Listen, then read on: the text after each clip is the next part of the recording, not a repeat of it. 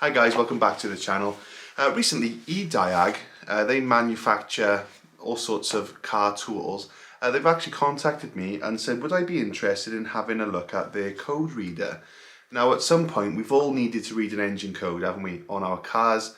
And it's a bit of a minefield, really. How much do you spend on a code reader? Well, this EDIAG YA201 is a very budget-friendly code reader.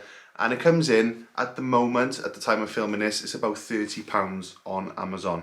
So we're going to take a look at the code reader. I'm going to update the code reader. I'll show you how to do that as well. And then we're going to go out and we're going to plug it into my recently acquired Peugeot. Okay, so the code reader is now on the table and we're going to see what comes in the box. So first things first, just open the box. And inside we get this. This is the USB data cable. Now this is what we're going to use to connect it to the computer to make sure we got the most up-to-date code information on the reader so it can give us the best diagnostics. Inside as well we have a user's manual which I've already read, and I gotta say most things I buy, the hit manuals are rubbish, but yeah, this is really detailed actually. Now the scanner here, obviously this is the actual scanner itself, the EDIAG, which is the brand on the bottom, YA201. So it's an OBD2 reader, and then obviously it says EOBD plus CAN, so it's pretty much going to cover the vast majority of cars on the road. We're going to take the laptop out and we're going to connect it up, and I'm going to show you how we go about actually updating this. We've got the USB cable plugged into the USB port on the laptop, and then the scanner then is here on the side. So once I plug in the scanner, it's actually going to power on. So it says there on the screen, upgrading. And you would have seen then on the laptop as well, it's shown up as actually a USB drive. So when we open that USB drive, which is actually the memory chip on this scanner, we're going to see the files relating to the software version on this scanner. So in order to update it, I'm just going to go to the EDIAG website. I'm going to download the most up-to-date software, and then I'm going to copy the files then into the scanner through the computer. Now I'm going to go into the actual scanner and I'm going to cut the files.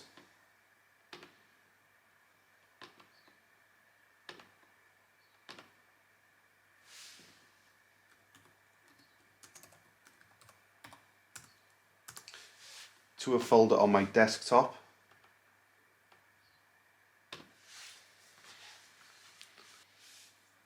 Okay, so all the files now have been pulled off the scanner and I've put them into this folder just as a backup. Now I'm going to open up the downloaded files. I'm going to copy all of them. And I'm going to go into the scanner. I'm going to paste them all into the scanner. Okay, so the firmware is now up to date. We're going to go down to the garage. Okay, so I'm in the garage now, and in my hand is the YA201 EDIAG. So I've actually planted a fault on this car. So we're going to go and sit in the car now. We're going to start it up, and I'm expecting an engine light to come on. Okay, so we're in the car. Let's start it up. Oh, that was quick.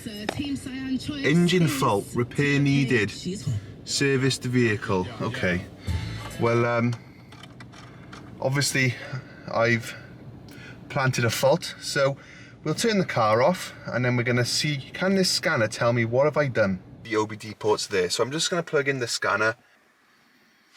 So we're going to read the code, stored code, no codes are stored, pending codes. No codes are stored. Permanent codes. No permanent codes are stored. So in this particular case, it does not seem to be working. So I can erase the code. If you look there, see the engine light and the service light, I click erase code. It does actually take the service light off. Okay, so this particular code, none of my scanners are getting it. Okay, so I figured out what was actually going on. The fault that I created then, it actually created a service light, and that service light is not going to be picked up by any code reader. So both the EDIAG, which is more of an entry-level code reader, and then my personal one, which is about 4 times the price, but probably a mid-range or mid to low-end code reader still, none of them picked up the fault. So the first fault, none of my code readers could detect. Not the expensive AutoLink or this more budget EDIAG code reader. That was because it was a service fault, not an engine fault. So this next one, I've planted a second fault on the car, and we're going to have a look now and we're going to see, can the EDIAG detect it? Diagnostic trouble code count 3. Okay, so we're getting somewhere. Let's have a look at the stored codes. So we've got mass or volume airflow, circuit low, circuit intermittent, and circuit high. So basically it's just saying there's no signal. It's giving you every mass airflow fault code. So really a success then. It has detected the fault. So let's go and look at the engine and let's have a look. Has it detected the fault correctly, or did it get it wrong? Okay, so what was the first fault that none of them could detect? Not the £130 reader, not the £30 reader. The first fault none of them could pick up was this dump valve.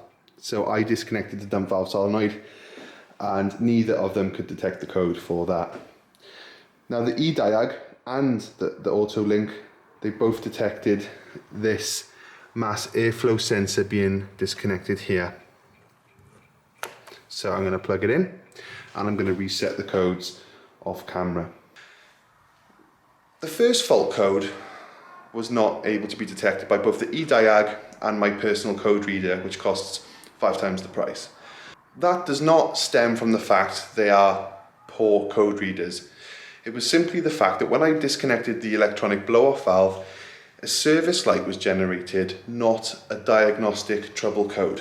Now these are designed to detect diagnostic trouble codes. So basically the code I'd made was not the right code for the scanners. So I had 2 scanners there and I got a separate scanner in the house, a different brand, and none of them detected that code. So I wanted to leave it in for the sake of, transparency, but don't be put off by that.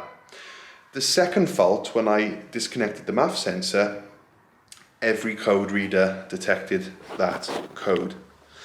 So what's the evaluation then of that EDIAG code reader?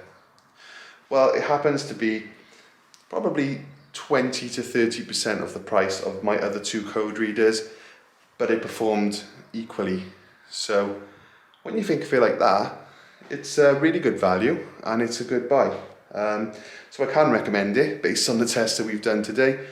And if you are looking to get a cheap code reader, well, there's a link in the description. I can recommend it. And yeah, go for it, because in today's testing, the more expensive code readers, they didn't really show where the money had gone, did they? They performed identically. So thanks for watching, and be sure to subscribe, because there's a lot of content coming up just in general, but also we're going to be taking this Peugeot to the track very soon and setting a base time as it was when I bought it. We're not putting tyres on it, upgrading tyres, brake pads, nothing. As I bought it with budget tyres and everything, we're going to set a base time at Castle Combe, and then we're going to try and improve it from there. So thanks for watching, and we'll see you in the next one. Cheers guys.